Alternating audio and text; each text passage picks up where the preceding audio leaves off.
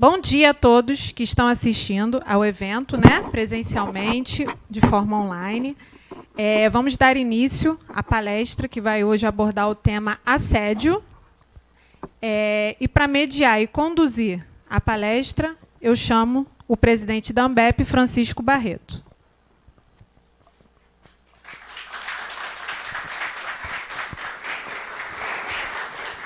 Obrigado, bom dia a todos. Obrigado a todos os convidados presentes, todos que estão nos assistindo de forma online.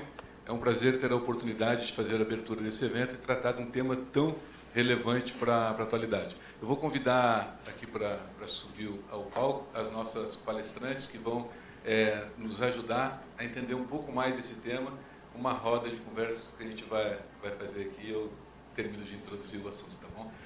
Obrigado, gente. Júlia, por favor. Júlia Kerr.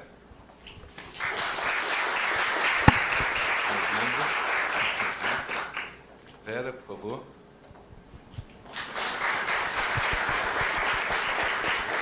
Pode sentar. Vamos sentar, gente? Vamos sentar, por favor. Bom, nosso evento a gente vai conduzir da seguinte maneira. Vai ser um bate-papo, a gente vai trocar algumas ideias, algumas experiências, depois vamos também ter a oportunidade de abrir para algumas perguntas ou dúvidas que vocês tenham, né? Mais uma vez, obrigado a todos pela presença. Bom, eu vou apresentar as nossas palestrantes que estão contribuindo com a gente aqui hoje. É a Júlia Kerr. Ela é advogada com MBA em Gestão de Negócios, tem pós-graduação em Processo Civil Contemporâneo e em Violência Doméstica. É presidente da Comissão da Mulher da ABA Rio de Janeiro, é coordenadora adjunta de Direito das Mulheres da ESA Barra Tijuca, OAB Rio de Janeiro, né? E tenho aqui à minha direita a Vera Simões. Ela é servidora da CVM, a Comissão de Valor Imobiliário, desde 2006. Ela é superintendente de riscos estratégicos e é atual presidente da Comissão de Ética. Também é coordenadora do GT de Integridade, grupo de trabalho formalizado para discutir questões de igualdade, né? Então, gente, olha só para eu dar uma aquecida aí no tema e passar a palavra para as nossas convidadas que gentilmente aceitaram a oportunidade de compartilhar o assunto com vocês. Esse assunto, assédio, muita gente pensa assim que ele é um assunto da atualidade. Ele não é um assunto atual, ele está sendo tratado na atualidade. Ele é um assunto que vem desde os primórdios, né? E a gente acabava, de certa maneira, não o percebendo. E hoje, as abordagens grosseiras, as ofensas, propostas inadequadas em forma de assédio sexual, psicológico, moral, corporativo, ele está presente no nosso trabalho, está presente na escola dos nossos filhos, dos nossos netos, no transporte público, no transporte privado, dentro da nossa casa. Ele expõe as pessoas com a faixa etária maior, o etarismo, a parte feminina, a parte sexual também. A importunação sexual não é só feminina, também existe masculina. Tem um mundo de coisas que a gente acaba não vendo ou não quer ver. Então, às vezes eu até ouvi algumas palavras essa semana, o pessoal falaram assim: gente, mas é muito mimimi dessa juventude. Gente, não é mimimi da juventude, não. O que acontecia é que antigamente a gente não tinha informação, a gente não tinha mídia, a gente não tinha celular, a gente não tinha câmeras gravando nas ruas, gravando nas escolas, gravando nos ônibus. O que acontece? Então a coisa passava e a gente não via e não gritava. Hoje tem expressão, as pessoas têm coragem de romper as barreiras e mostrar o que está acontecendo, o que estão sentindo. Então, o assédio está presente. A gente é assediado praticamente diariamente, às vezes a gente nem percebe, às vezes a gente assedia sem perceber. Eu acho assim, uma importante contribuição dividir com vocês esse assunto, porque a dor que dói nos outros não dói na gente. Então é muito fácil a gente falar que é mimimi, que dói no outro, não dói na gente, ou a gente não quer ver. Eu mesmo pergunto, eu trabalhei 37 anos na Petrobras, grande parte deles na área gerencial. Eu não tratava esse assunto lá. Onde eu estava que eu não via esse assunto, não existia. A gente tem que aprender a enxergar, a tratar e buscar uma sociedade que enxergue melhor esse assunto para que a gente possa viver de maneira mais feliz. Então, fazendo essa breve introdução, a minha é breve, se deixar eu falo, tem que mostrar a plaquinha para mim, senão eu passo do meu tempo aí, né? Eu vou passar para a Vera, vou começar com a Vera aqui, para ela passar a percepção dela sobre o assunto, como é que vocês estão desenvolvendo e tratando esse assunto dentro da CVM, né? Fica à vontade aí para trocar informação com a gente. Obrigado. Bom dia. Tá me ouvindo? Vocês estão me ouvindo? Tá. Bom dia, é um prazer estar aqui. Eu gosto muito de falar do assunto, né? Estou como coordenadora desse GT Integridade da CVM. Vou trazer um pouco aqui da nossa experiência e também da minha vivência pessoal, né? Nas minhas conversas prévias ali com o Barreto, ele me chamou a atenção que eu falei assim, olha, eu já fui alvo. Então, aparentemente eu sou novinha, mas eu trabalho desde os 16 anos e o meu primeiro estágio foi na Petrobras. E eu, enquanto estagiária da Petrobras, eu fui alva de assédio. Então, assim, a minha experiência no mercado de trabalho como um todo, a gente passa por diversas situações que antigamente a gente não tinha conhecimento para identificar, olha, isso é um assédio. Para a gente identificar que era assédio, e eu, com os meus 17 anos, eu consegui identificar, 17, 18, eu não me lembro exatamente, mas eu acho que eu tinha 17 anos à época. Eu consegui identificar porque foi algo muito gritante. Mas, às vezes, tem sutilezas que a gente não tem conhecimento ou não tinha. Então, é importante a gente conversar, independente da situação. Sou mulher, sou homem, sou funcionário, sou terceirizado, sou gestor. É uma situação que está presente no nosso dia a dia e a gente precisa estar atento às sutilezas para poder identificar e conduzir da melhor forma a situação. Eu vou trazer um pouco aqui a experiência, né? Como que foi que a gente começou esse GT Integridade na CVM. A CGU, Controladoria Geral da União, demandou uma pesquisa de riscos nas instituições do governo. E a CVM fez essa identificação interna dos riscos. E uma das perguntas feitas na pesquisa era se a gente já tinha se sentido vulnerável no ambiente de trabalho ao longo da vida. Não era especificamente no governo, no serviço público ou no trabalho atual, mas ao longo da sua vida. E chamou a atenção da área que estava conduzindo, não era a minha área, da área que estava conduzindo essa pesquisa, que um recorte das mulheres, 100% das mulheres responderam sim para essa pergunta.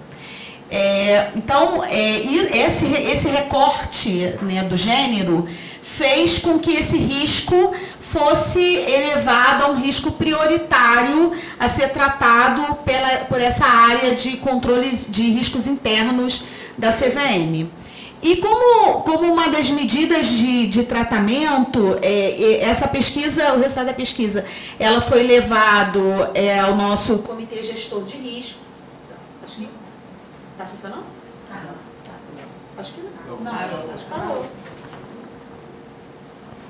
Desculpa.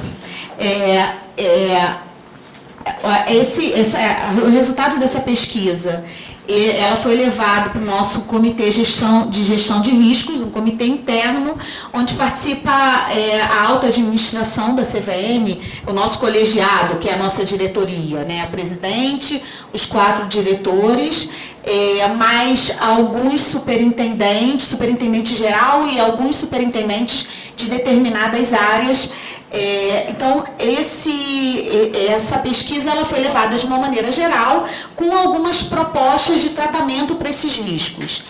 E com o tratamento desse risco específico, né, da situação das mulheres, foi proposta a criação desse grupo de trabalho, para que a gente pudesse discutir e preparar melhor a CVM.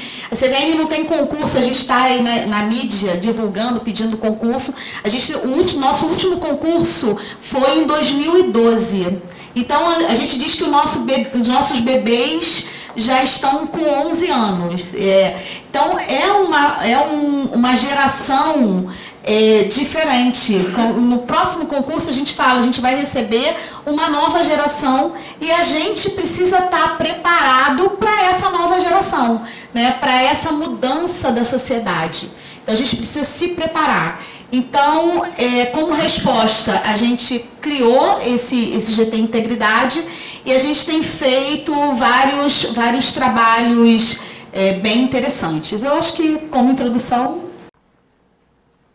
Tá ótimo. Obrigado, Vera. Vou passar agora a palavra para a Júlia. Também fazer uma abordagem já mais com a sua visão sua na área de direito e com os trabalhos que você vem conduzindo. Como é que você vê esse tema de assédio como um todo? Né? Obrigado. Bom dia a todos. É um prazer estar aqui.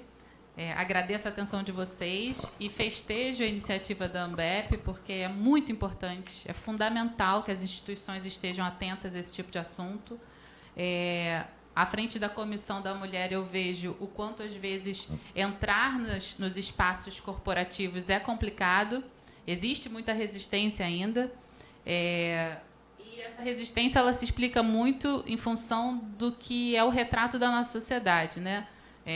Quem milita na área de direitos das mulheres já conhece algumas expressões, né? Machismo estrutural, sociedade patriarcal.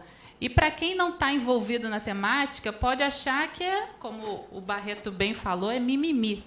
Mas não é mimimi.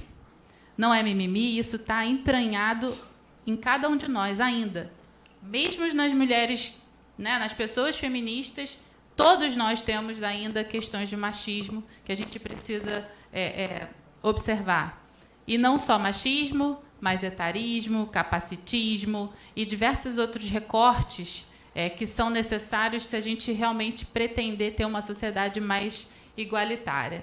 Então, necessariamente, para falar de assédio, embora sejam práticas que possam ser cometidas e sofridas por homens e mulheres, é necessário reconhecer que, majoritariamente, elas vitimizam o público feminino.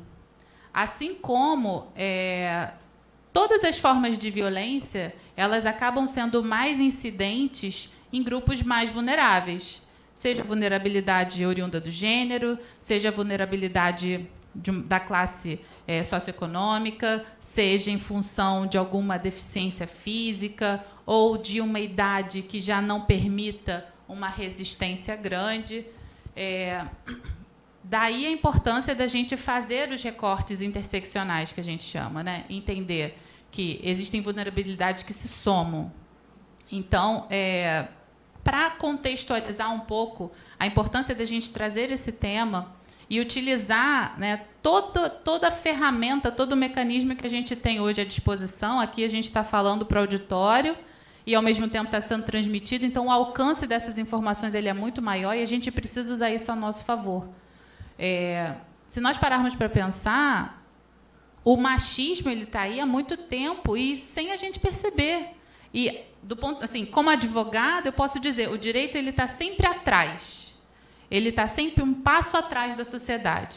A gente vai correndo atrás porque as modificações sociais acontecem e a gente vai tentando colocar na norma diretrizes, né, orientações para que certos abusos não ocorram.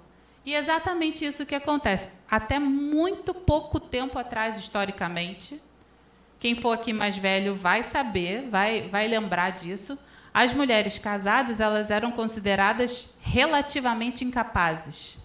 Isso significa dizer que elas não podiam tirar passaporte sem autorização do marido, elas não podiam trabalhar sem autorização do marido, exercer profissão sem autorização do marido. O marido era escrito na lei, o chefe da família. Ou seja, existia uma relação de subordinação, de submissão. Até a gestão patrimonial ela era do homem. Só em casos muito específicos a mulher poderia fazer a gestão do próprio patrimônio. Até para receber herança ela precisava ser autorizada pelo marido. Isso tem muito pouco tempo. E essa carga, ela continua na gente. Essa carga, quando a gente fala de papéis de gênero, para muitos aqui vão achar que a mulher naturalmente é melhor no dever de cuidado, na condução dos filhos, na organização do lar, enquanto os homens são melhores nos negócios, né, em desenvolver atividade econômica. E isso acaba colocando homens e mulheres em posição de assimetria. E quando a gente vai olhar para as organizações, é muito mais fácil nós vermos homens em posições mais elevadas e mulheres em posições mais baixas. E aí depois eu vou entrar nesse mérito, porque quando a gente for falar de assédio sexual, vai ter essa relação de subordinação que vai fazer diferença. Na questão do assédio moral também isso tem alguma relevância, mas a gente vai falar um pouco mais detalhadamente sobre isso. Mas, assim, para introduzir, era esse o recado que eu gostaria de dar. Existem, sim, muitas nuances que precisam estar nas nossas lentes. A gente precisa ter um olhar cada vez mais crítico e atento se a gente realmente quer uma sociedade melhor e uma vida melhor para nós, para os nossos filhos, netos e bisnetos. Obrigado, Júlia. Excelente exposição. Eu vou fazer uma perguntinha para você, Vera, para a gente continuar aquecendo aí nesse nosso tema, né? A introdução foi ótima. Eu acho que agora a gente faz algumas perguntas e depois a gente abre para o público, né? Para você, eu vou perguntar direto se você já sofreu algum tipo de assédio ou de preconceito durante a sua vida profissional e se isso trouxe algum reflexo para a sua vida, reflexo que seja positivo ou negativo, mas, enfim, se trouxe algum reflexo. Tá bom. Já fui alvo de assédio, já fui alvo de preconceito. Primeiro, eu comecei, né, nessa minha primeira experiência na própria Petrobras, enquanto eu era estagiária. E eu não me recordo se eu tinha 17, 18 anos, mas por aí. O meu supervisor, ele um dia me chamou para almoçar. E eu fui. E, na volta, ele tentou entrar comigo num motel. Então, eu saí correndo e quando eu cheguei de volta na Petrobras, eu pedi para sair do estágio.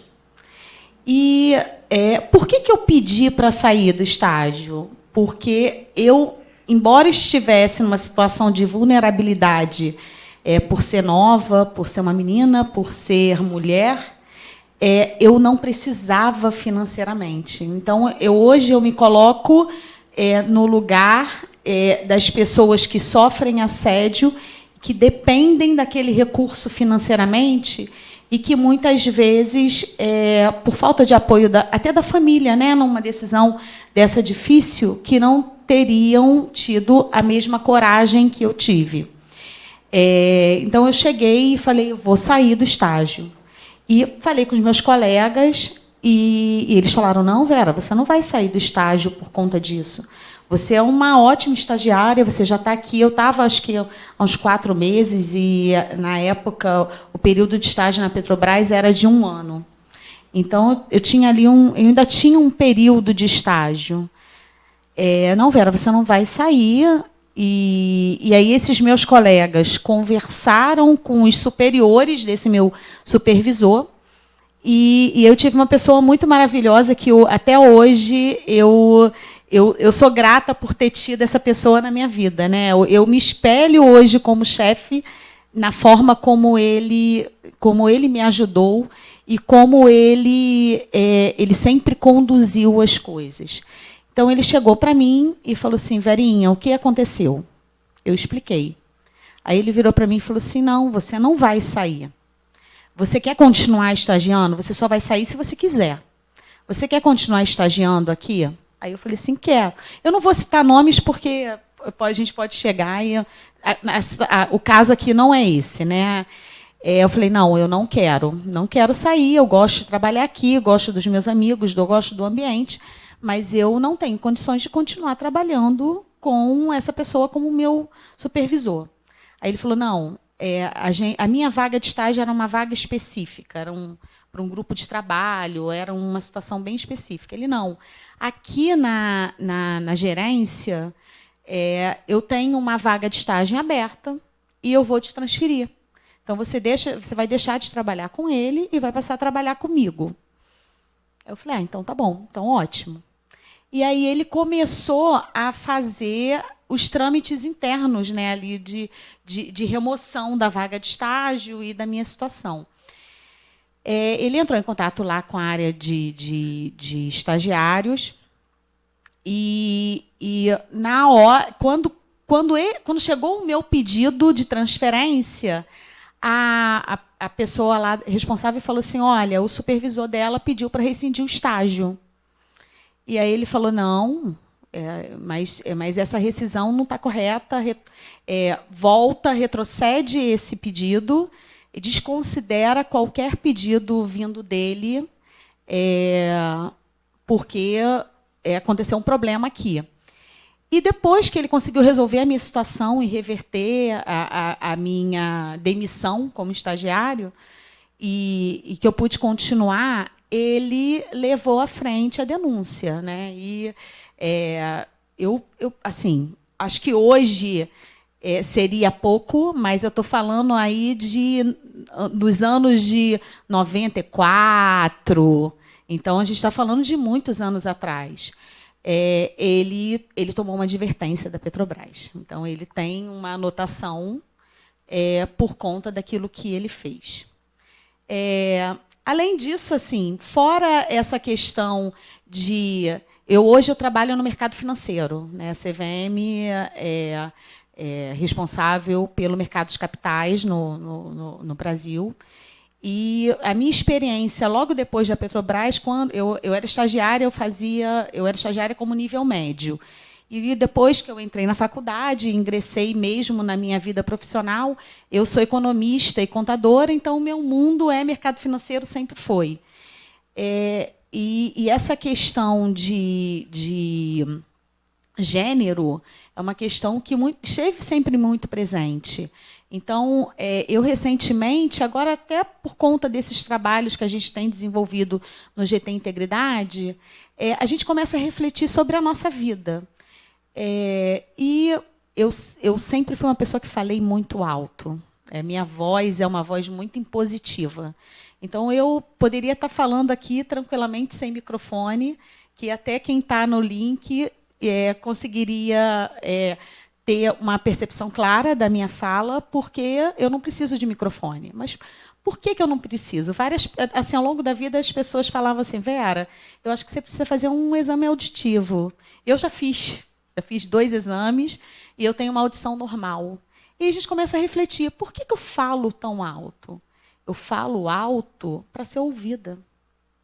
Porque se eu não falar alto, os homens não vão me ouvir. Ou, às vezes, até as próprias mulheres, porque a gente está numa sociedade doente, né, nesse sentido. Então, nós, mulheres aí de uma geração X, que é a minha geração, a gente está preparada para bater de frente. Para eu mostrar a minha capacidade, eu tenho que ser 3 vezes melhor do que um homem numa mesma posição, para eu me achar no direito de estar na posição que eu estou.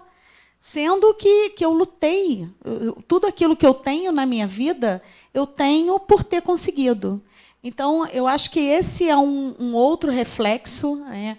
Eu, na CVM, também sofri um assédio, mas era um assédio de um colega. Não chegou a ser moral, mas, numa reunião, ele chegou para mim e falou: eu não aceito ter o meu trabalho.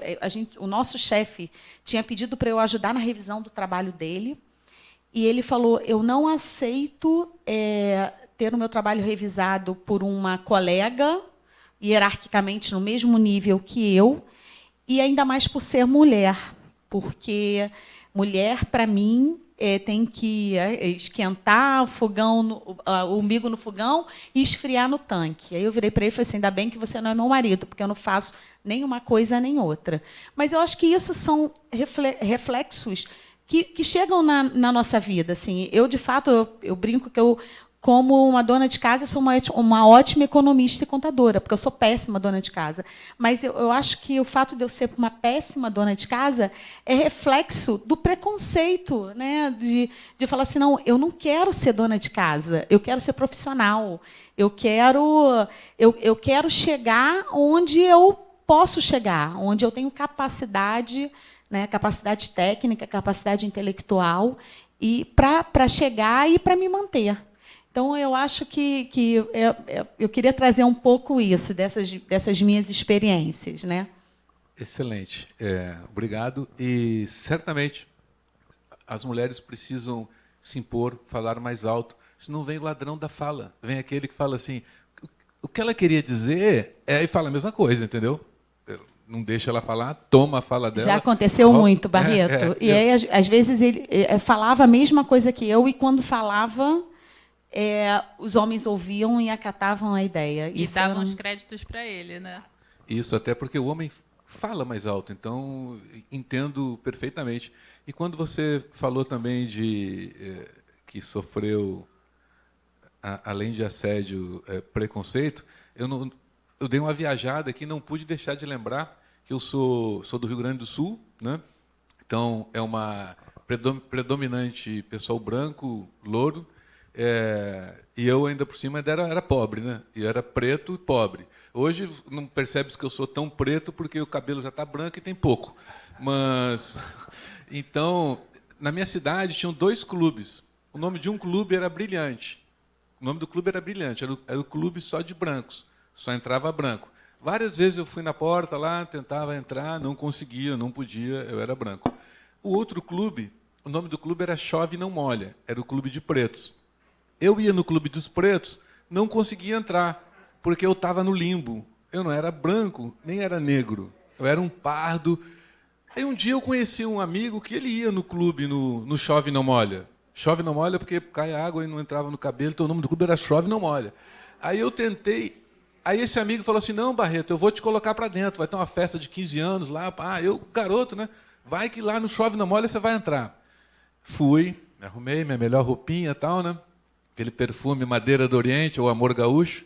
Fui lá pro evento, ele conseguiu mesmo fazer eu entrar. Cara, eu entrei maravilhado. Nunca tinha entrado no clube na minha vida, né? Eu entrei naquele, eu ia nas festinhas de 15 anos, de amigos, dava para ir, né? 14. Então.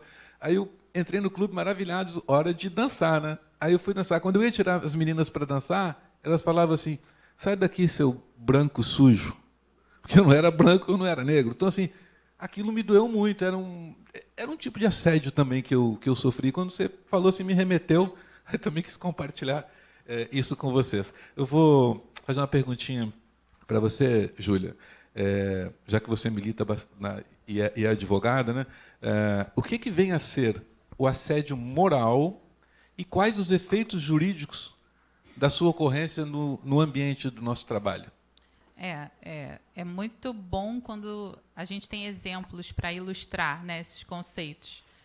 O exemplo que você deu é um exemplo que pode se constituir, né, não tecnicamente exatamente, porque na técnica do direito do trabalho, o assédio moral ele pressupõe uma prática contínua, né, recorrente, mas se a gente for fazer um comparativo, o assédio moral poderia ser comparado a um bullying, a um tratamento desrespeitoso, um tratamento, uma imposição de exigências descabidas, assim, não confundindo, obviamente, com cobranças que são inerentes ao trabalho, à função. Mas aquele exagero, né, aquela exigência que não está conectada com o trabalho, uma fala desrespeitosa, uma perseguição, né, sempre vão ali naquela pessoa pedir aquilo que não é o trabalho ou fazer piadinhas de mau gosto. Porque é importante que as empresas estejam atentas, porque o ambiente de trabalho ele precisa ser um ambiente de trabalho seguro, adequado, em paz, né? Minimamente, o que você tem que fornecer até para aquela pessoa conseguir produzir, né, desenvolver a atividade dela, é que ela tenha um ambiente tranquilo. Se você tem pessoas do seu ambiente de trabalho que fazem esse tipo de perseguição, de humilhação, você está descumprindo, enquanto empresa, um papel importante. E acontece, muitas vezes, da empresa ter uma postura institucional que é de assédio moral. E, assim, óbvio que cada caso vai ser um caso, né? Sempre digo isso, resposta de advogado sempre depende. Então, sempre vai depender do caso concreto, das provas que se tem, né, das circunstâncias, de como as pessoas se afetam, como isso abala aquela pessoa. Mas assédio moral pode ser controlar número de vezes que vai ao banheiro, porque isso é uma forma de constrangimento. Você está invadindo muito a dimensão daquela pessoa que não tem uma conexão apropriada, não é razoável, né? Fazendo o link com a questão da objetificação feminina, né, com as questões de assédio, se uma empresa admite, por exemplo, uma prática de que para reunião com determinado cliente, aquela funcionária precisa ir vestida de uma forma provocante, você está explorando uma aparência, uma condição, um atrativo sexual daquela empregada para se favorecer enquanto empresa, enquanto instituição. Então, assim, obviamente que a gente precisa repensar. O assédio também pode acontecer, diferentemente do assédio sexual, o assédio moral ele pode acontecer do subordinado para o superior hierárquico. Então, do ponto de vista da discriminação, às vezes é comum que uma equipe rejeite e humilhe um chefe que seja, por exemplo, homossexual, ou, enfim, que humilhe por questão da idade, enfim. Há diversas circunstâncias que podem gerar. O que não se pode admitir é uma empresa que seja condescendente com uma cultura de assédio, né? Até eu posso disponibilizar o Tribunal Superior do Trabalho e diversas outras instituições. A própria OIT ela tem cartilhas que ajudam as pessoas a identificarem situações de assédio, né? E quais medidas adotarem. Então, acho que é o tipo de documento que precisa circular, porque pode chegar numa pessoa que efetivamente está precisando acessar essa informação.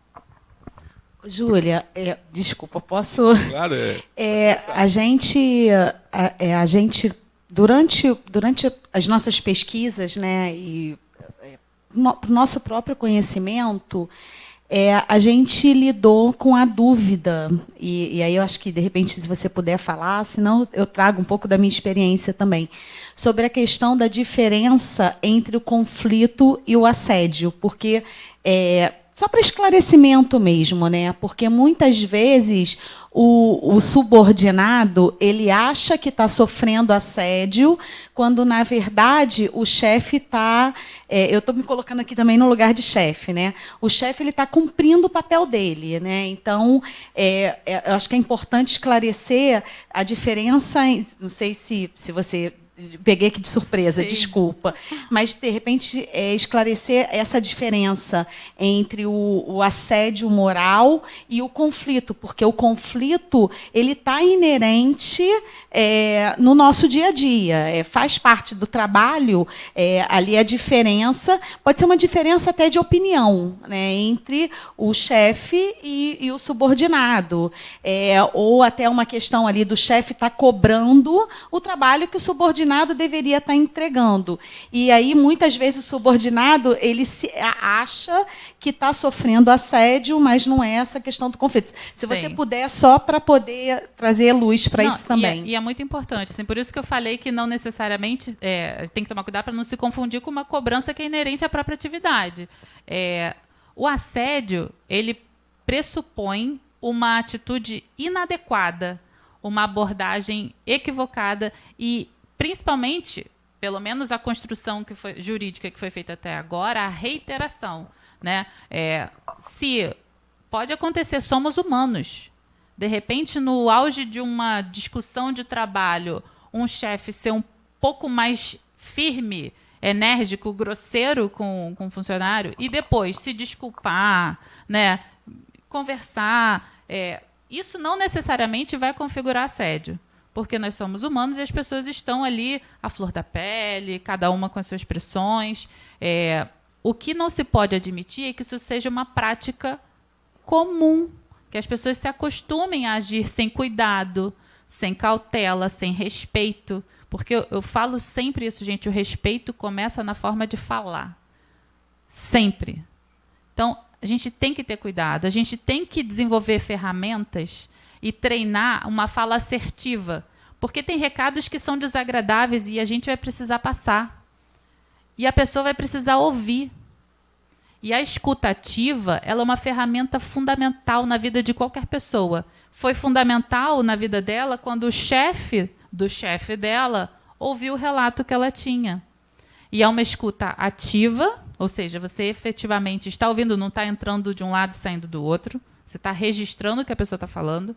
Você tem que ter uma escuta empática, que é entender a dor do outro, e sem julgamento, né? Porque a gente carrega uma série de vieses que acabam distorcendo o nosso próprio julgamento moral. Uma história de vida nossa, uma experiência pretérita, né? Uma outra história parecida que se ouviu, mas que não era exatamente no mesmo contexto. Então, assim, não se pode confundir. O que se fala, o que se cobra enquanto chefe, né? Se não foi, a pessoa poderia ter dado aquele recado num cantinho, só os dois, mas quis falar na frente de todo mundo, né, que, olha, o que você fez, está errado. Por isso que eu digo que depende, cada caso é um caso, mas, no geral, apenas, né, num contexto normal, numa reunião, só discordar ou fazer uma cobrança, isso não é assédio, né? A gente não pode perder a mão para também não banalizar o próprio instituto. Isso realmente é algo que é importante de se destacar. Ainda mais no cenário que está para ser criminalizado, né? Então, está mudando as leis aí para ter penas mais duras para assédio moral, além do sexual. Então, só quis trazer luz para isso. Desculpa aí. Importante, e acho que além de... Você falou que você se impõe, você fala alto, acho que você enxerga muito bem, que eu acho que você leu uma pergunta minha, que era... Brincadeira, não tinha essa pergunta. Não tinha essa pergunta, não. Mas o Basoli já falou que ele iria fazer essa pergunta. Quando você falou, não pude deixar de lembrar, eu estava em uma reunião na Petrobras e tínhamos que decidir um assunto, levar para uma aprovação da ANP. Aí um chefão lá, também não vou falar nomes, né, falou assim, não, fulana vai, que com esses lindos olhos verdes ela resolve qualquer problema na ANP.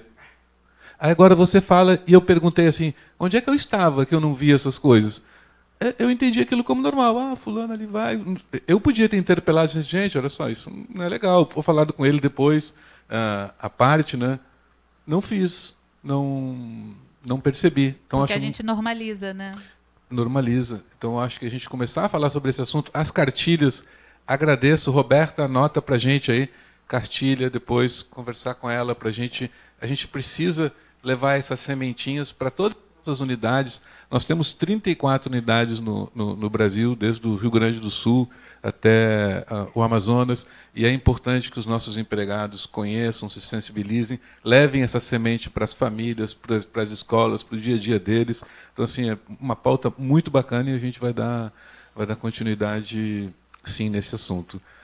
Vera, então, vou fazer uma perguntinha para você, depois eu vou passar a ver se o pessoal tem alguma ali para perguntar, senão eu vou ficar tomando conta de tudo, né? Você está coordenando lá o GT, né, de integridade. Como é que ele foi estruturado? Assim, como é que vocês montaram esse GT? Podia falar um pouquinho para a gente?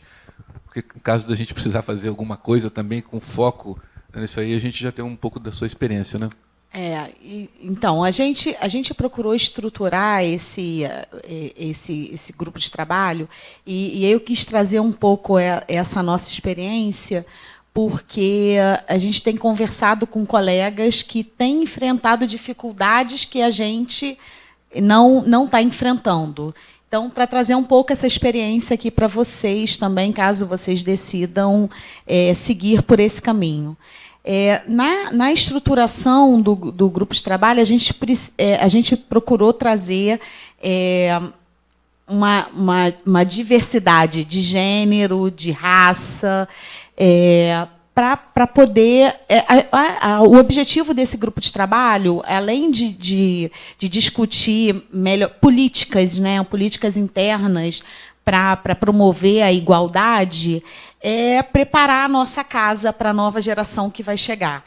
Então, a gente olha e fala, será que a gente está preparado para receber, né, eu vou falar essa sopinha de letrinhas, né, LGBTQI+, que nem eu sei, né, mas a sociedade, ainda de uma maneira geral, não está preparada. Então, será que a gente está preparado para receber... eu estou no mercado financeiro, que é um mercado extremamente preconceituoso para a mulher, para o negro, para o homossexual. Então, assim, hoje na CVM a gente tem pouquíssimos negros. O último concurso que teve ainda não foi no cenário de cotas. Então, a gente conta nos dedos a quantidade de servidores negros. Pouquíssimos. Hoje a gente tem uma superintendente mulher, que é a nossa procuradora federal, que é negra. Mas, assim, quando você vê na alta administração, ela é a única. Então, a gente precisa preparar a nossa casa para receber os novos habitantes. A gente precisa se preparar, e aí eu também me incluo, porque eu entendo a dor do outro, mas eu não sei a dor que ele sente. Então, e a gente precisa debater, precisa conversar e se preparar para isso. E, nessa estruturação, a gente procurou trazer essa pluralidade e também nos níveis hierárquicos. Então, eu sou a coordenadora do grupo de trabalho, primeiro por ser mulher, por ser superintendente de supervisão de riscos estratégicos, e esse ser um risco estratégico para casa, por ser presidente da comissão de ética. E ali no grupo a gente tem a superintendente de pessoas, que hoje é a superintendente administrativa financeira, a gente tem a superintendente de pessoas, a gente tem pessoal do RH mesmo, que está ali mais na base, no dia a dia.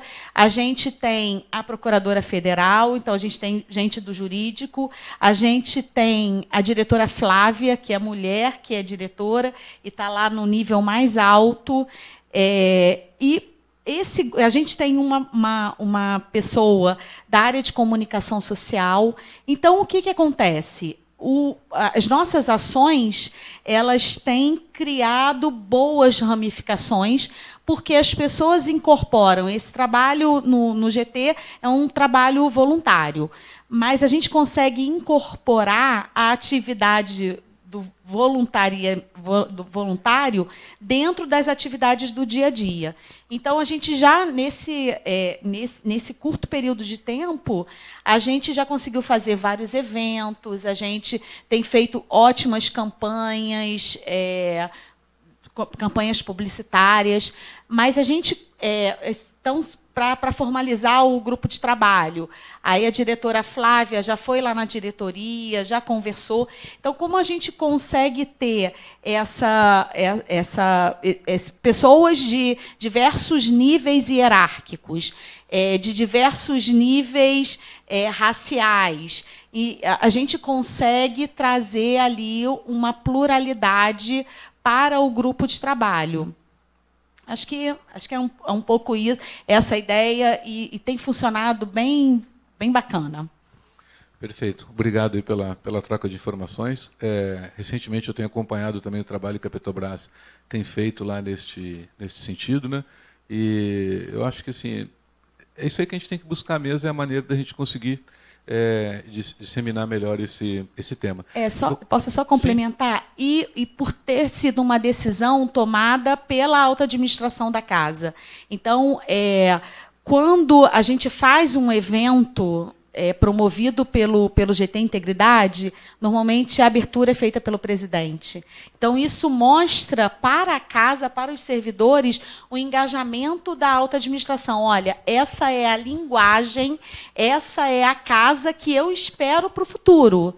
Então, embora a gente tenha muita resistência mais masculina.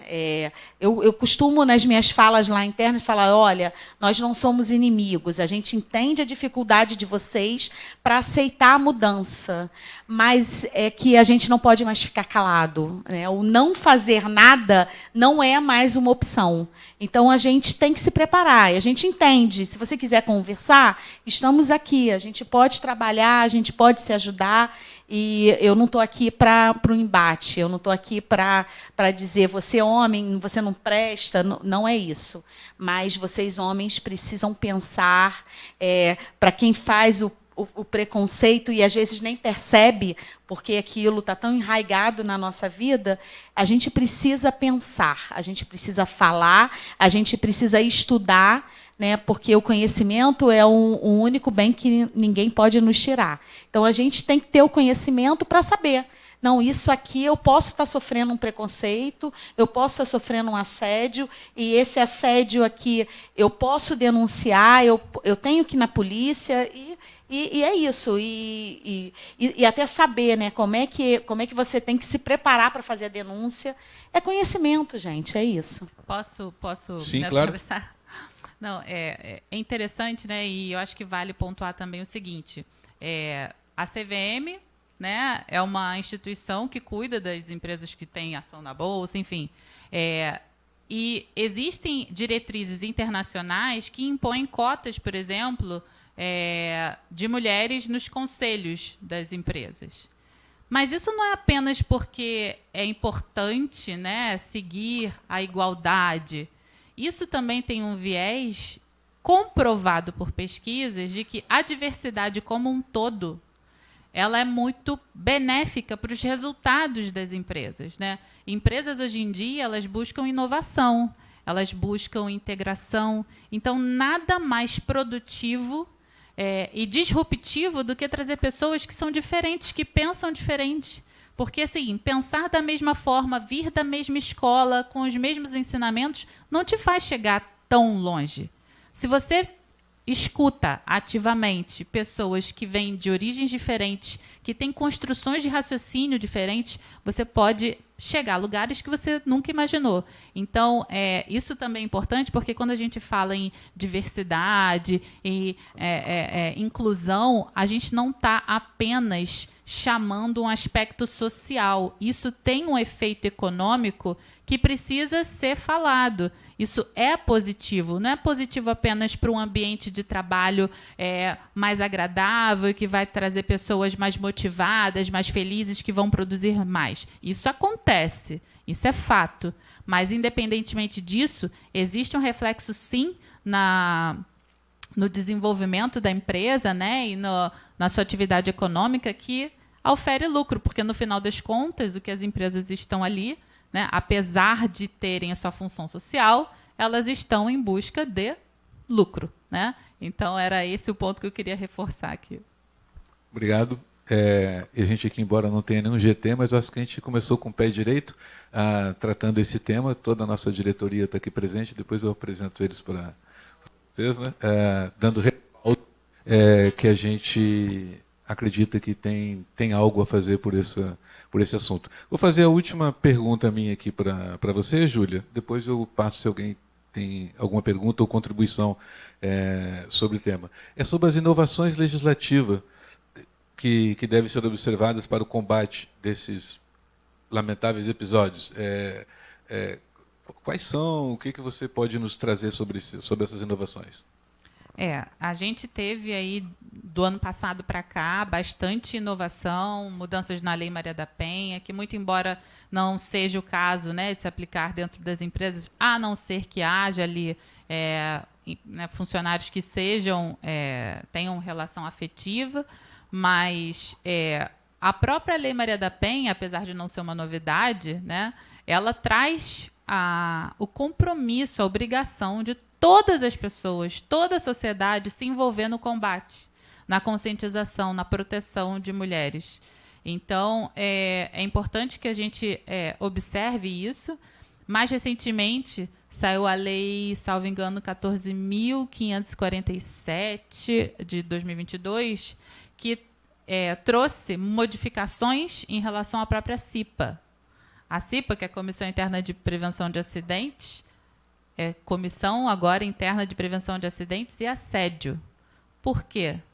É uma medida necessária, né? Eu costumo falar que a gente precisa reforçar coisas que talvez nem precisasse, né? Dizer que homens e mulheres são iguais perante a lei está escrito na nossa Constituição, a gente não precisaria reforçar. Mas, se na prática isso não acontece, a gente vai repetir. E repetir em outras palavras, com outras cores, em outros tamanhos. O combate ao assédio, ele tem que ser uma diretriz firme das empresas. Por quê? O assédio, tanto moral quanto sexual, ele acaba com a saúde mental de quem está sofrendo esse assédio, né? As vítimas de assédio, elas normalmente desenvolvem depressão, ansiedade, pânico, aumenta os índices de absenteísmo, né? Elas têm problemas com produtividade, com memória, concentração. Então, são demandas de saúde, são demandas que precisam estar no radar daqueles que têm por dever prezar por um ambiente de trabalho seguro, né? Se você tem, por exemplo, uma empregada ali que está sofrendo assédio, que está com problema de concentração numa atividade perigosa, você está elevando o risco dela se acidentar. Além do que, existe a responsabilidade da empresa, e ela é uma responsabilidade objetiva. A empresa ela vai responder pelos danos que o empregado sofrer, seja homem ou mulher, no âmbito da sua gestão ali. Depois ela pode regressar, como a gente chama, né, cobrar essa questão do verdadeiro culpado, até pode, mas ela precisa se resguardar e demonstrar, no âmbito da justiça ou o que for, que ela tomou todas as medidas que ela podia. Ela deu treinamento, ela criou um canal de denúncias, ela tem uma cartilha, ela tem iniciativas, ela tem rodas de conversa, como essas daqui, porque existe um caráter pedagógico que é muito importante. Esses esclarecimentos que a gente faz, eles não valem tão somente para esse ambiente aqui. Aqui nós estamos criando multiplicadores que vão levar isso para outros ambientes, para suas casas, para suas escolas, né, para as suas igrejas. E, dessa forma, a gente vai ramificando o poder da informação, como você bem falou, para que se combata práticas que já há muito tempo não deveriam ser admitidas, né? Então, se a gente para pensar que cada um aqui pode, depois do que viveu, dizer um não a uma situação de abuso, de assédio, ou se até uma pessoa que está aqui costuma, por hábito, elogiar os atributos físicos das mulheres, entendendo que isso é uma forma de agradar, de ser gentil, e que, de repente, está se expondo ao risco de ser acusado, né? Porque essa questão do assédio sexual é muito sutil, porque vai muito de como aquela pessoa recebe isso. E saber ler a reação da pessoa é fundamental. Então, nós temos que estar atentos ao outro.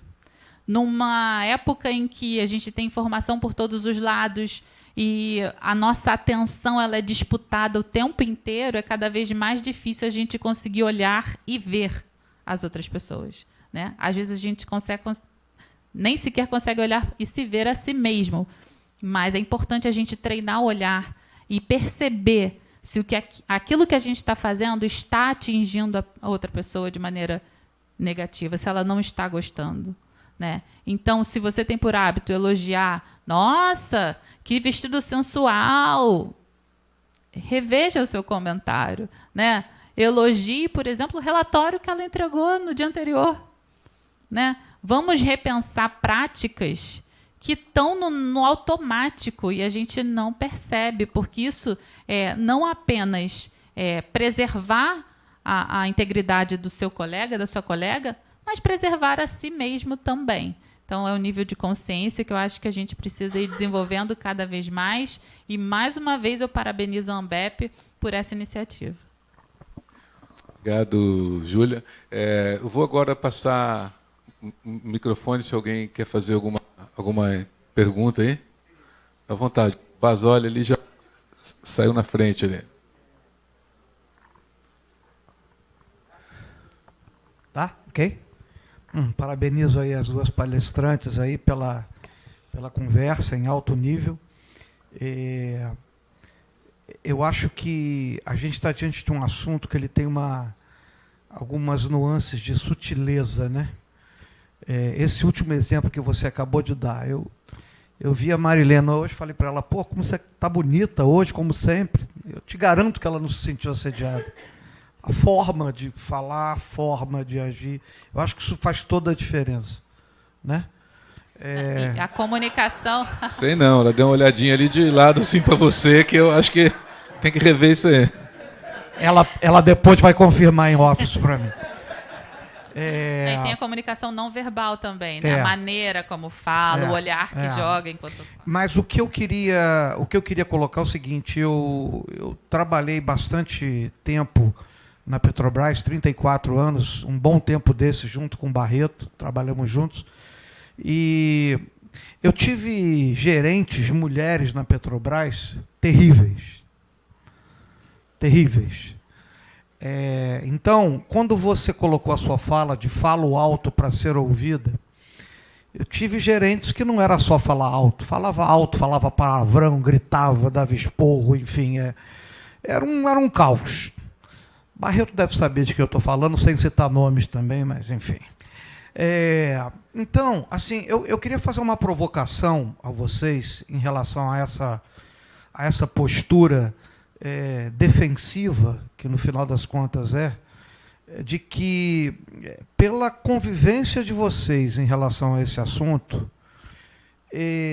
como é que seria se as mulheres que se sentissem assediadas reagissem de uma outra forma?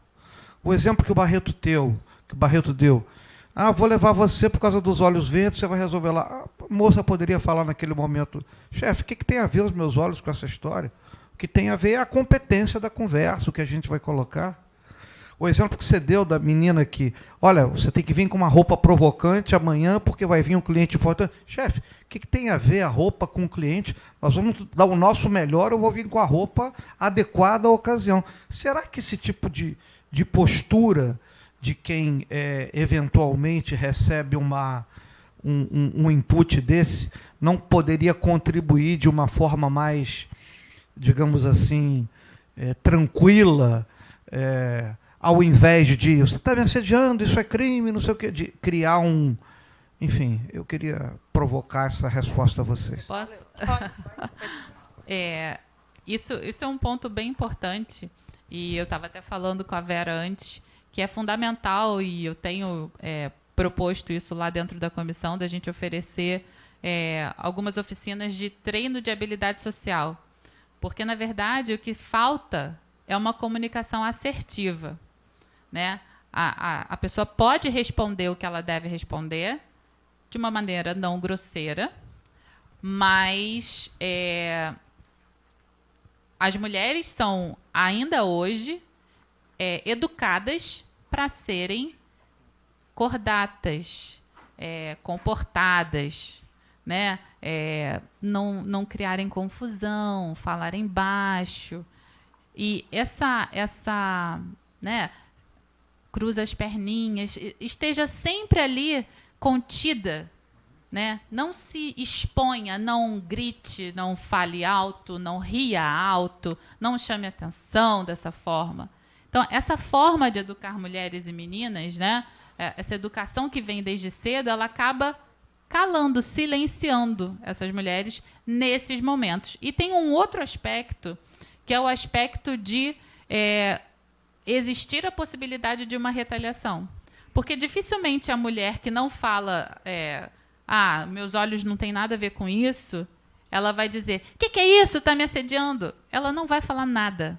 Ela vai ficar constrangida. Em geral, a reação padrão é essa. A mulher que escuta um comentário desse fica constrangida, fica abalada na sua autoestima, começa a duvidar de si mesma quanto à sua capacidade técnica para o desempenho do trabalho. Pô, será que eu só estou aqui pela minha aparência? Será que a minha formação não é relevante? Por que sempre apontam um critério, né, físico em vez de apontar um critério intelectual quando se referem a mim? Isso vai destruindo a autoestima da mulher. Então, dificilmente ela vai se posicionar, a não ser que ela já esteja assim, muito... ou tem o pavio muito curto, ou já esteja no auge do limite dela para ouvir essas situações. O que pode acontecer é que, ao longo de um grande período de casos semelhantes, ela vai chegar à conclusão de que ela está realmente sofrendo algum tipo de assédio, que ela não tolera mais, e aí, no geral, ela pede para sair. Ela também, no geral, não vai chegar no chefe que falou isso e falar, você não pode falar assim comigo, você está me assediando. Então, a questão, como você bem falou, é sutil. É sutil e, com medo de perder o emprego, possivelmente ela não vai reportar dessa forma. Por que é importante a gente ter canais de denúncia e escutas mais ativas e acolhedoras?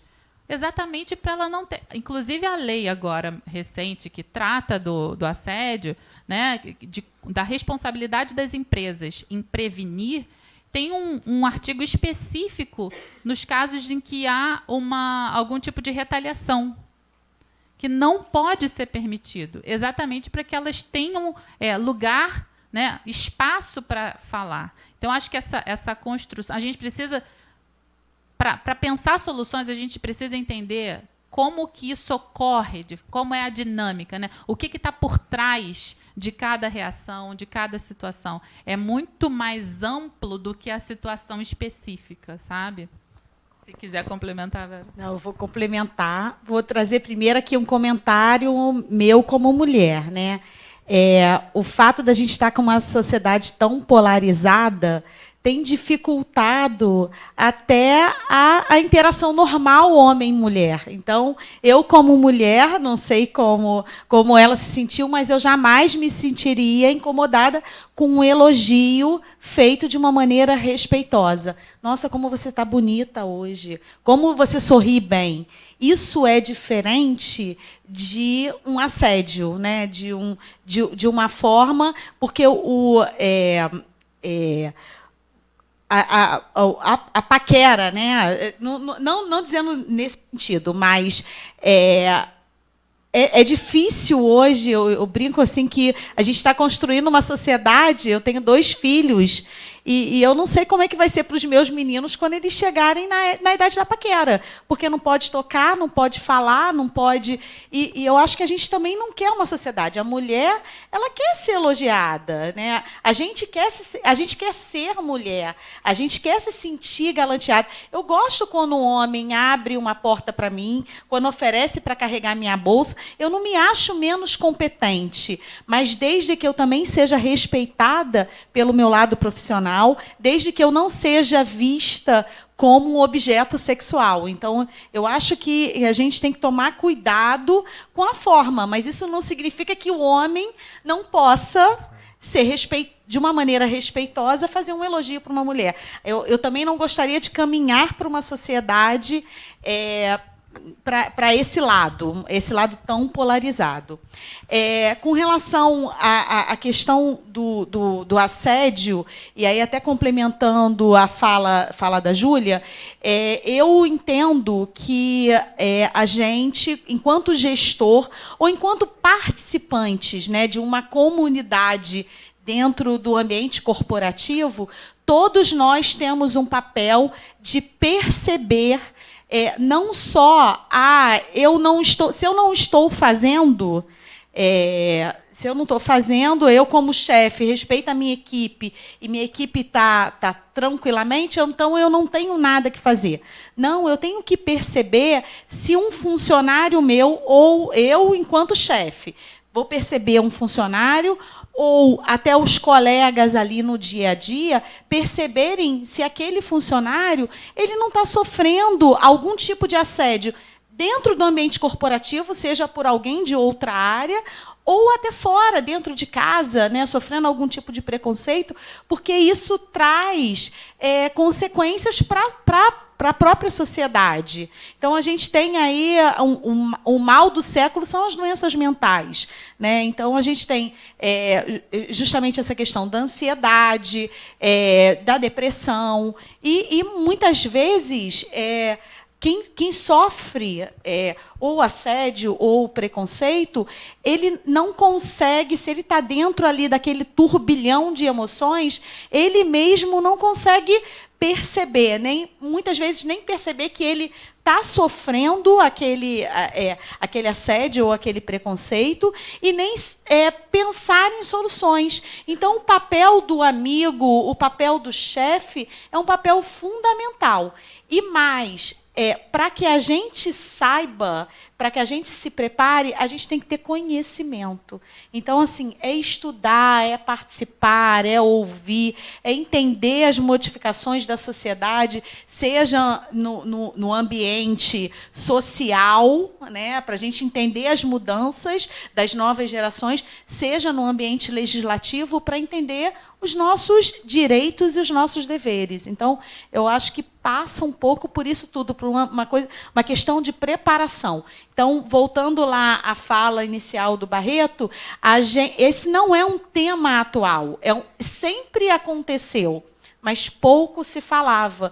Isso eram situações muito normalizadas. Hoje, a preocupação da sociedade como um todo é debater, é discutir, é aprender. Eu preciso, porque se eu sou uma pessoa que entendo e que sei dos meus direitos, né? Porque o nosso direito acaba quando começa o do outro. Então, se eu entendo quais são os meus limites como ser humano, eu também entendo qual é o meu limite do meu não, né?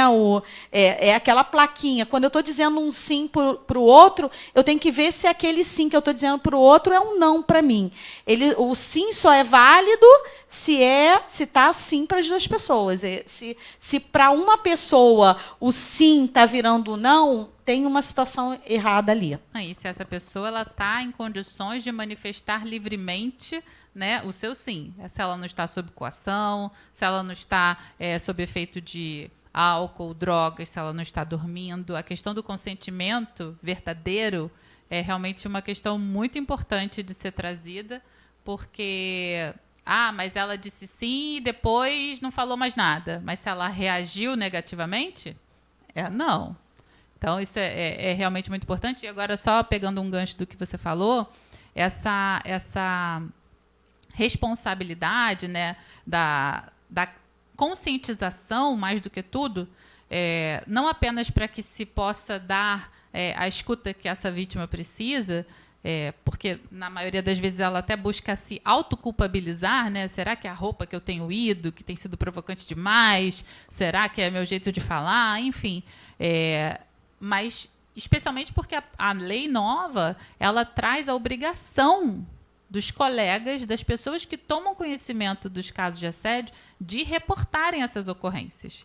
Então, todo mundo se implica, né? Não dá para fazer vista grossa, né? Passar pano nas situações de assédio, porque não cabe mais, né? Tá todo mundo ali obrigado, porque hoje pode ser a Vera, amanhã pode ser eu, pode ser você. Então, assim, a cultura do assédio é que tem que acabar, né? A permissividade, né? Essa normalização, é sempre assim, sempre foi, vai continuar sendo. Isso não dá mais para ser.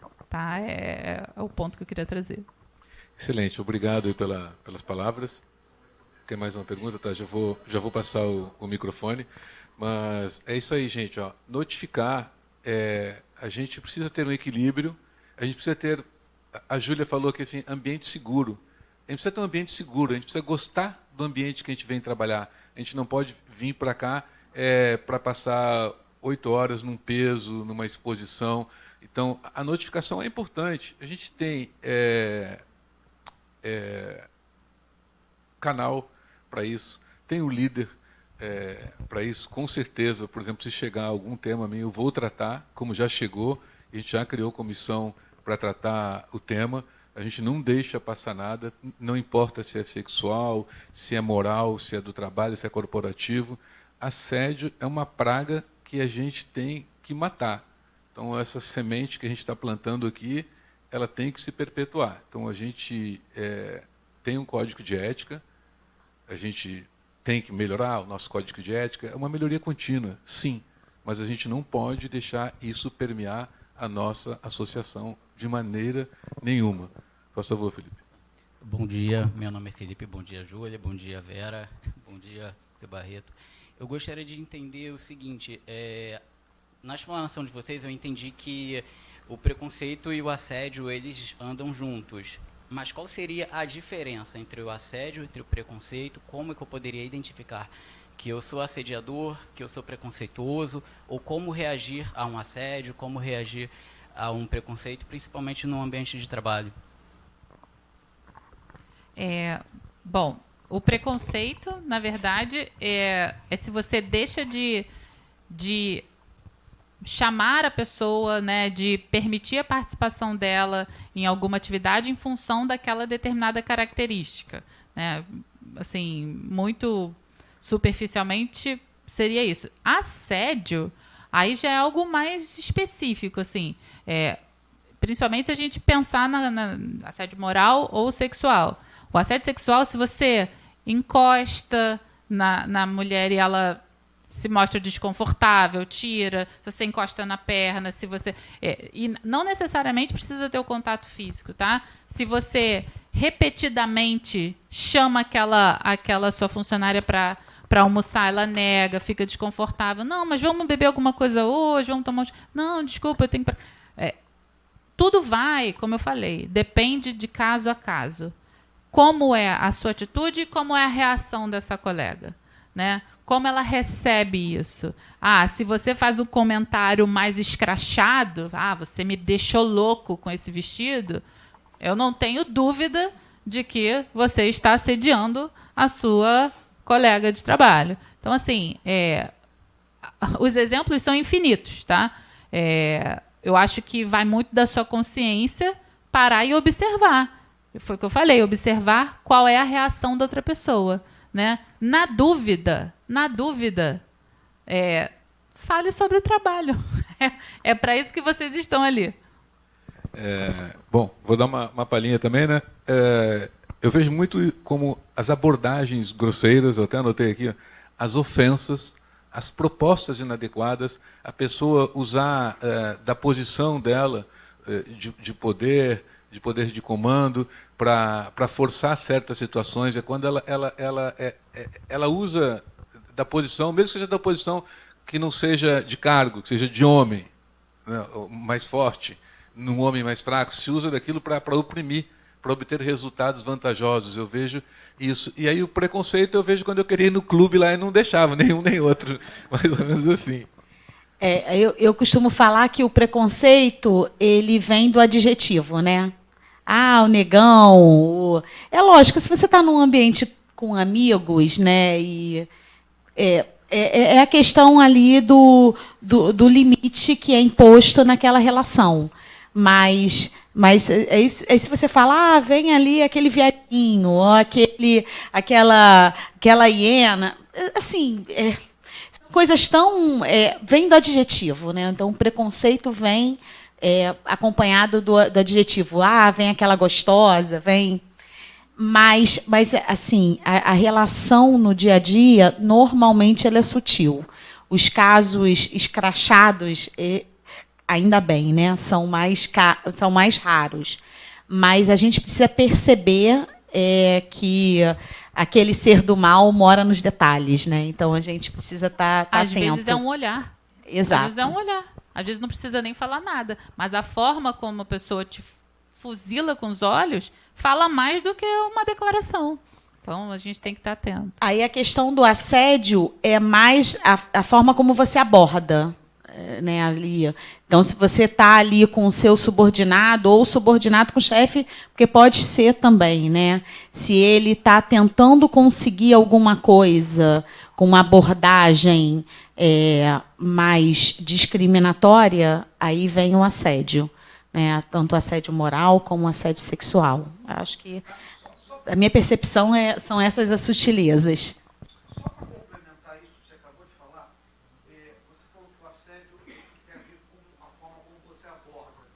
Também não tem a ver com a forma com quem recebe? Por exemplo, também não tem a ver não só pela forma com quem aborda, mas também pela forma com quem recebe? Vou fazer uma provocação aqui. Essa saia que você veio hoje está me deixando louca. Aí a mulher responde assim, amanhã eu venho com uma que vai te deixar mais louco ainda. E aí? Isso foi assédio? Olha, eu entendo que ela correspondeu. Aí é paquera, né? Aí é paquera, aí virou paquera. Lembra do consentimento? Se ela entrou na brincadeira... Depois ela não pode... assim, eu entendo também que depois ela pode até chegar e falar assim, olha, não me senti confortável com aquela situação, vamos parar. Mas se ela está permitindo, ela está permitindo... Para mim, não. Porque muito foi o que eu falei. Eu acho que vai da prática. Receber. Não, e como ela vai receber? Porque, de repente, ela pode ter falado para você essa resposta num tom assim, então você vai ver a saia que eu vou vir amanhã. Tipo, o que eu estou falando é que você não tem que reparar na roupa que eu estou usando. O tom, a fala, né? O que se reproduz em palavras é apenas uma fração do que está sendo comunicado. Não necessariamente. Por isso que eu digo que cada caso é um caso. Olha, a palestra está quase no final, desculpe. Isso aí, eu passar para o senhor Adriano lá, que tem uma pergunta também. Adriano. A palestra está quase no final. O que eu vi foi uma covardia muito grande. Só se falou de homem fazendo assédio à mulher? Não tem o contrário também? Nenhum de vocês falou isso. Mas isso existe, acontece. Existe. E por que só se falou aqui o homem assediando a mulher? Não é bem assim, não é bem assim.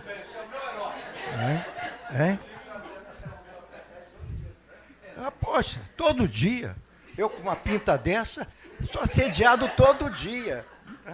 É essa a minha reclamação. E nem elogia o seu relatório, né, Adriano? E nem o relatório seu o pessoal elogia, né? Olha só, excelente, Adriano. A gente deu, sim, algumas pontuadas na parte do assédio ao trabalho, ao moral, mas eu acho que assim, a sua colocação é expressiva e a gente tem que olhar isso, sim, porque o homem também é assediado. Eu até na minha fala lá, eu coloquei talvez de uma maneira até mais sutil, mas sobre o assédio masculino, o homem sofre assédio, a mulher sofre, enfim, né? A polarização sofre.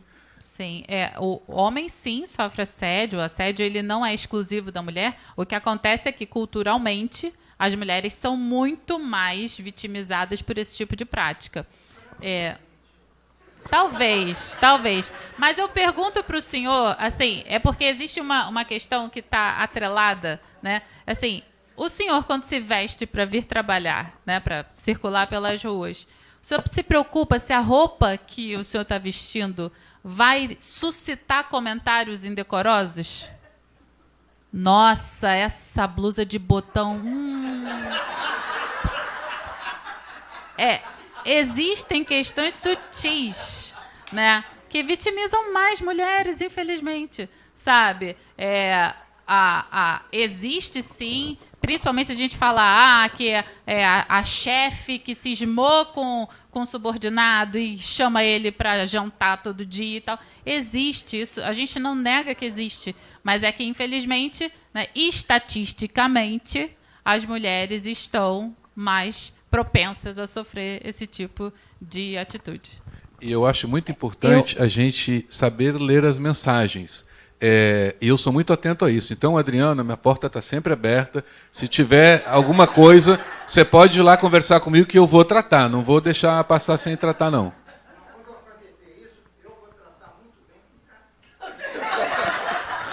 Então não vai ser assédio, vai ter retribuição. Olha, em termos de estatística, eu vou dizer um número aqui que eu não tenho essa pesquisa, tá? Eu recebi esse número de num treinamento de liderança tóxica que eu fiz semana passada. E a pessoa que estava apresentando o curso,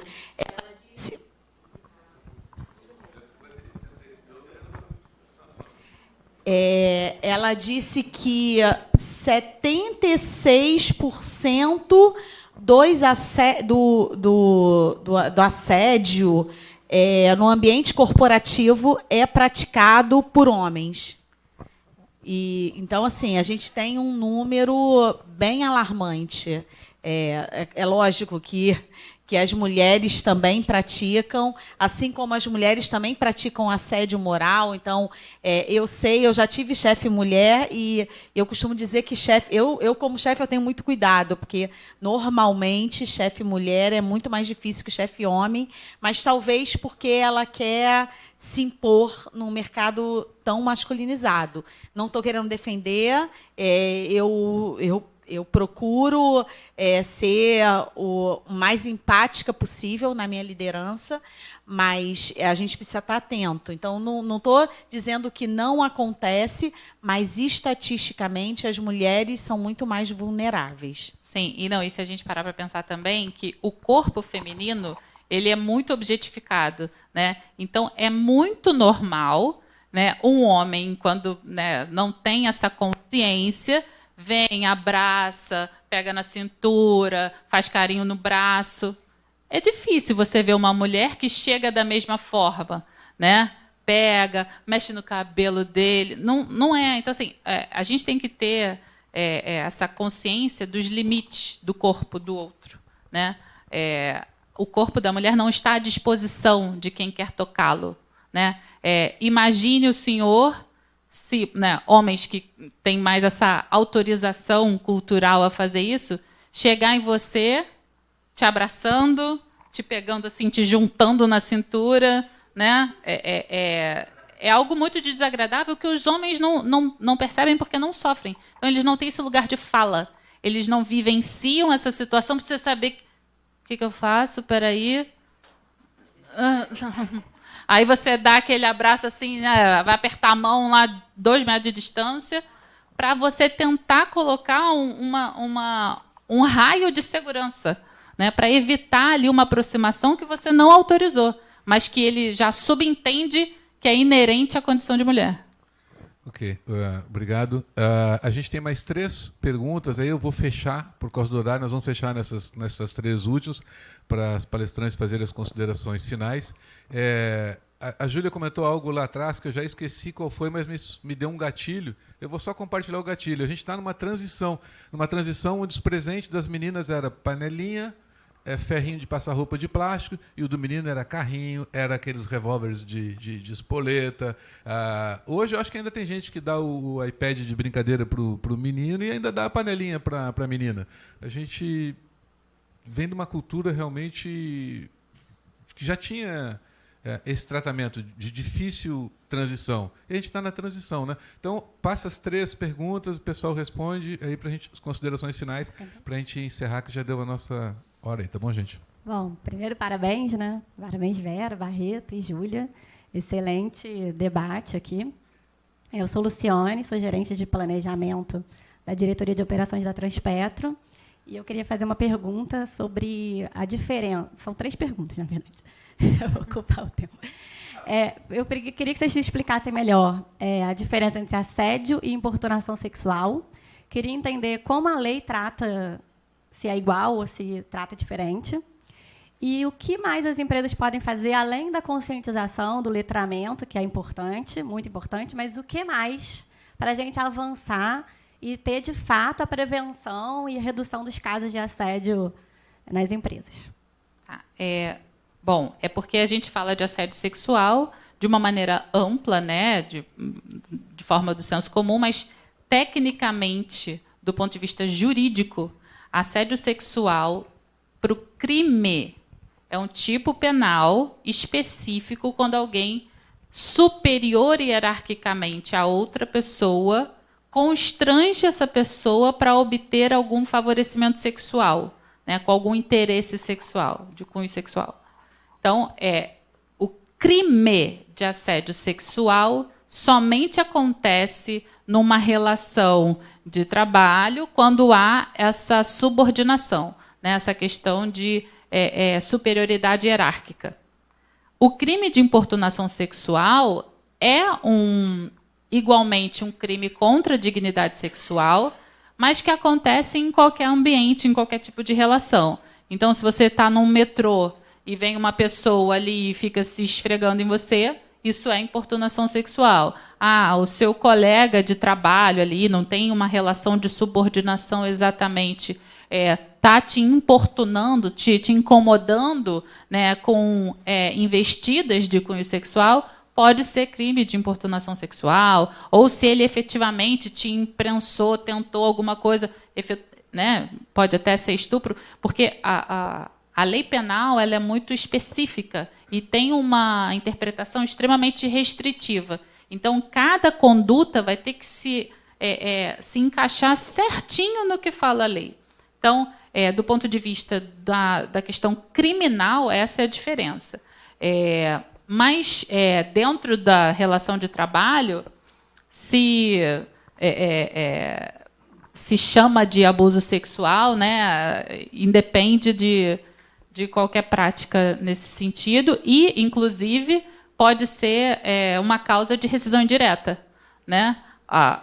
O empregado ou a empregada, porque realmente não está restrito a nenhum tipo de gênero, mas aquele que sofre o assédio sexual no ambiente de trabalho, ele pode, sim, dar a justa causa do empregador, né? Ele pode sair da empresa e tendo todos os seus direitos. Tá, eu só vou complementar respondendo a segunda parte. Eu acho que as empresas elas podem criar diversos mecanismos, né, para poder prevenir. Eu acho que a questão educativa ela é fundamental, justamente pela questão da prevenção, até mesmo para conhecimento e para que ninguém seja pego de surpresa. Mas, por outro lado, eu acho que as empresas elas também têm obrigação de criar canais de acolhimento, canais de denúncia e de fazer com que, em acontecendo casos de assédio, que esses casos sejam tratados seriamente. Porque também, se você cria um canal de acolhimento e cria um canal de denúncia, e que, no final, quem vai ser penalizado vai ser o denunciante, isso traz um efeito reverso. Então, a gente precisa ter muito cuidado, porque, trazendo aqui para a realidade, a gente sabe que podem acontecer denúncias falsas, né? Também pode acontecer de alguém querer denunciar para prejudicar o denunciado.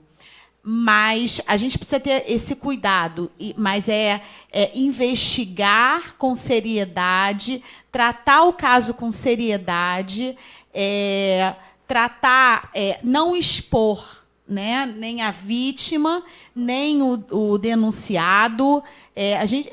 São casos assim, são bem complexos. Então, a gente tem que ter isso. As pessoas que estão investigando precisam ser pessoas sérias, precisam ser pessoas isentas. Então, se você tem alguma relação, seja com denunciante ou seja com denunciado, ainda que você seja membro da ouvidoria da casa ou membro da comissão de ética, você tem que se declarar suspeito, numa atitude suspeita, ou ou se declarar impedido de atuar naquele caso, porque, quando a gente está atuando, a gente precisa atuar com uma posição isenta, né? Eu não posso nem me colocar no lugar, no caso de uma importunação sexual ali, homem e mulher, eu não posso me colocar no lugar da mulher como se ela sendo sempre vítima.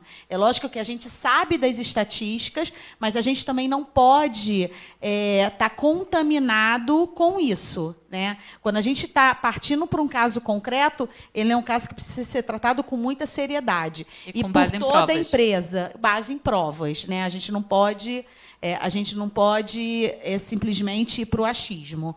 Então, acho que é isso. O papel das empresas é a criação desses mecanismos, né, de investigação, de acolhimento e dar seriedade para os casos. E só para complementar, eu acho que é importante a gente focar na construção de uma cultura que já não admite certas coisas. Então, assim, a conscientização ela é fundamental. Conscientização para que a própria pessoa esteja consciente daquilo que pode ser uma atitude assediadora, conscientização no sentido de que piadinhas discriminatórias ou preconceituosas já não terão espaço na hora do cafezinho, né? Criar um ambiente que não é condescendente com essas práticas, eu acho que é fundamental para que isso vá saindo do radar, porque isso é um tipo de ranço, né, que ainda existe. Então, cada vez mais ir limpando, né, esses ambientes desse tipo de memes, de piadinhas, de grupos de WhatsApp, que às vezes são um foco de proliferação de preconceitos e, enfim, é importante para a gente ir caminhando nesse sentido.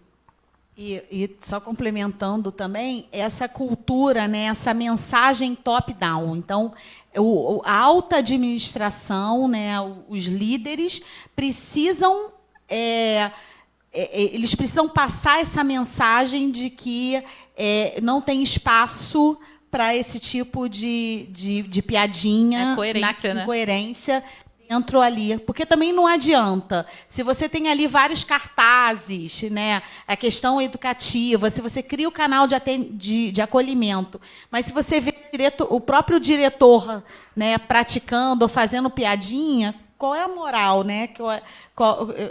Como é que aquela sociedade ali está passando a mensagem para os seus servidores ou para os seus empregados? Excelente. Mariana, você vai fazer uma pergunta também? Não, bom, obrigada aí pela... Tem mais uma, tem a sua e mais uma. Então. Obrigada aí pela presença de vocês. Eu agradeço essa fala. E, obviamente, vocês não sabem que eu sou diretora de social e de benefícios, mas eu sou pé de chão de Petrobras. Tá? Eu comecei na Petrobras com 18 anos. Aí eu fiquei vendo essa fala de vocês aí, tudo isso para mim, sabe, passou, eu fiquei me lembrando das muitas coisas que eu passei. Obviamente, isso para mim não é novidade. O que eu acho que... E eu, com 18 anos, claro, um dia eu fui gata, e claro que eu fui cantada, e não só, e também, como eu sempre galguei algumas posições, eu também fui alvo muito de... Eu sou do tempo que dizia, mas você tem certeza do que você está falando? Por exemplo, né? Primeiro em plataforma, primeiro na Floresta Amazônica, e várias coisas. Mas o que eu queria comentar realmente, porque tudo que vocês falaram para mim, obviamente, vocês têm idade para serem minhas filhas, e, obviamente, isso para mim foi tranquilo, porque, sabe, não teve novidade. O que eu acho que pode complementar essa palestra de vocês seria uma... no outro dia eu até ouvi, você age assim porque você deve ter tido uma outra formação. Não sei que eu tive a formação, eu não sou filha de ricos, eu tive que começar de baixo e ir para cima. O que eu acho que, sim, que eu tive, que eu acho que hoje em dia falta muito, é inteligência emocional. Porque eu nunca tive esses problemas, eu nunca me senti, nunca entrei em depressão, eu fui cantada, inclusive eu tive chefe homossexual, e que me queria de qualquer jeito também. Acabei de te cantar lá fora. Pois é, você vê, pois é. Isso, nada disso, eu fui me saindo de todo, e sem me compatibilizar com ninguém. Então, eu acredito que isso tenha sido uma inteligência emocional que Deus me deu. E, além eu sou uma pessoa de muita energia e de muita força, assim, e muita segurança. Com todas... Então, muitas coisas, eu acho que a próxima fala tem que ser sobre inteligência emocional, que eu acho que é uma coisa que falta muito na população. Eu vejo isso. E também a questão do medo. Medo é uma palavra que não passa pela minha cabeça. Realmente, eu sou assim. Então, pode ser que meus 2 ex-maridos... eles tivessem razão quando diziam que eu era uma mulher à frente do meu tempo. Muito provavelmente, e eu tenho ouvido isso ultimamente também, de colegas e tal. Então, pode ser que isso tenha me ajudado também. Senão, eu também não estaria aqui a essa altura do campeonato. Então, eu acho que são 2 coisas importantes. As pessoas têm que deletar a palavra medo. Hoje em dia, eu fico impressionada. É medo do Covid, é medo do não sei o quê, medo do chefe, medo disso, porque falou assim, falou assado. Gente, sabe, chuta o medo, apaga isso. Vocês vão me dizer, vocês me desculpem que eu vou falar aqui. Ligo foda-se. Ligo foda-se. Entendeu? Para muitas coisas. Então, eu acho que na minha época, não existia essa. Agora, hoje em dia, é comum. Mas não existia isso. Mas eu acho que eu já ligava o foda-se da minha moda. Então, eu acho que a inteligência emocional falta muito nas pessoas. As pessoas não têm por que se sentirem frágeis. Nós temos um poder dentro da gente. Não precisa ser assim tão vítima, até porque eu não acredito em vítima, tá? Da minha linha espiritualista, eu não acredito em vítima. Eu acho que não existe vítima. Tudo é energia, palavras, atitudes e pensamentos é energia. Então, da maneira que você fala, que você pensa, que você se coloca, você recebe aquilo na mesma frequência. Então, eu acho que as pessoas precisam se fortalecer. Eu acho que precisa isso. E eu digo mais, se chegarem para mim e dizerem que eu estou cometendo assédio, eu vou peitar, eu vou querer, faz agora uma comissão, porque eu quero saber que assédio é esse, e eu quero ser julgada. Vou querer ser julgada, porque eu quero saber por que a pessoa que eu assedio não me fala ou não faz uma queixa formal. Faz uma queixa formal. Entendeu? Eu nunca. Isso é uma questão de mim. Agora, vem me dizer, eu vi você assediando, e aí, cadê o assediado? Que eu sou um bicho-papão, e tudo que eu passei aí, eu nunca me senti assim, vítima. Aí eu recebi elogios como hoje eu recebi do Basal, eu achava muito bom, acho muito bom se isso é assédio, porque eu sempre Marilena, morro assediada. Excelente, obrigado pela contribuição. Essa parte de inteligência emocional realmente é bastante importante, mas ela não permeia em toda a população. Então, cabe a gente apoiar, ajudar até as pessoas que têm um nível de inteligência emocional diferente para lidar com as situações, ajudá-las a suportá-las, essas situações, e orientá-las. Esse é o nosso papel de liderança. Eu acho importante a diretoria abraçar essa causa, a gente mandar esse recado para todas as nossas áreas que estão conectadas, para todos os nossos empregados que estão aqui presentes, que a gente apoia o tratamento desse tema, e a gente vai tratar, e a gente, dentro das necessidades, se a gente precisar avançar mais dentro do tema, a gente vai avançar, assim como em outros temas que está na nossa proposta de trabalho durante o período que a gente tiver aqui à frente da Ambep, né?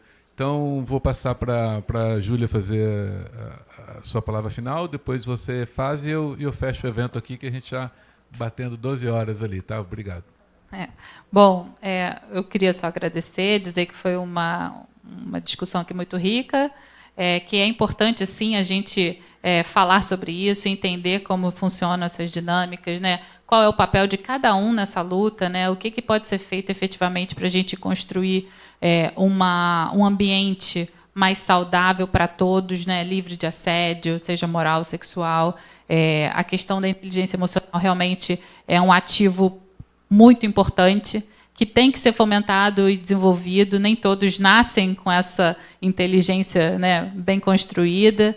E a fala assertiva, né, a consciência sobre o que é permitido e o que não é tolerado, a gente conseguir olhar para o outro e identificar o que está desagradando, o que não está sendo bem recebido, se aquela pessoa está passando por alguma dificuldade que a gente não está sabendo qual é, né, o que a gente pode oferecer para mudar essa realidade, né?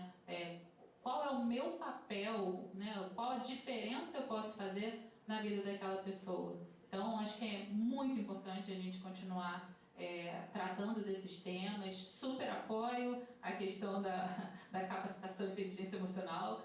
Não faz mal, pelo contrário, faz bem em todas as áreas da vida. E fico à disposição. Obrigado, Vera. Eu também gostaria de agradecer aqui essa oportunidade.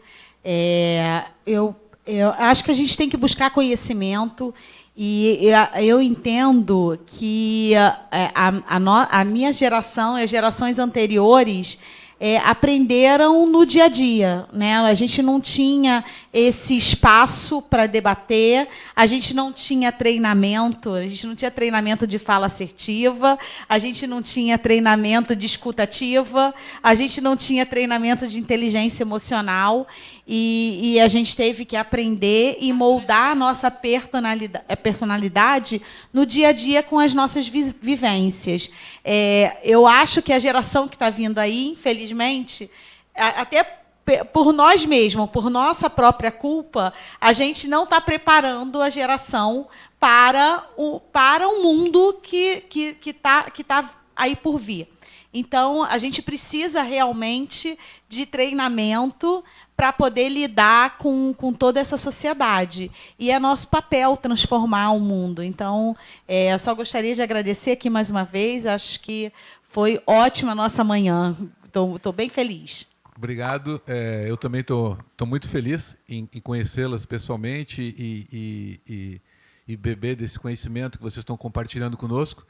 Eu pratico artes marciais e o meu mestre, ele sempre me fala assim: toda vez que você vem à aula, você vai sair daqui melhor. Eles não têm, Barreto, como você viu numa aula, e não sair melhor. Você vai sair melhor em alguma posição, em algum sentido, em algum conhecimento, em alguma colocação, sempre.